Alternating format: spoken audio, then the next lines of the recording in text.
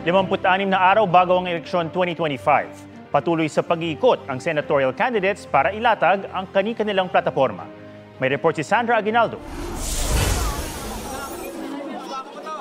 Nangako si Senador Bongo na patuloy na magseserbisyo sa abot ng makakaya.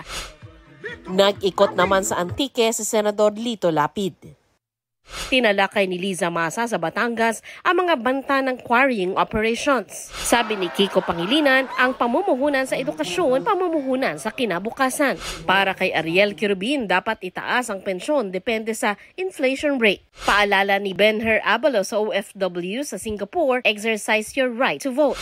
Tiniyak ni Bam Aquino ang pinalakas na batas sa libreng kolehiyo. Nakipag-meet and greet sa mga taga-Pasig si Senadora Pia Cayetano.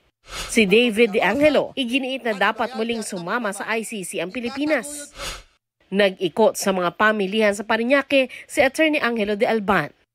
Patuloy naming sinusundan ang kampanya ng mga tumatakbong senador sa eleksyon 2025. Sandra Aguinaldo, nagbabalita para sa GMA Integrated News. Huwag magpahuli sa mga balitang dapat niyong malaman. Mag-subscribe na sa GMA Integrated News sa YouTube.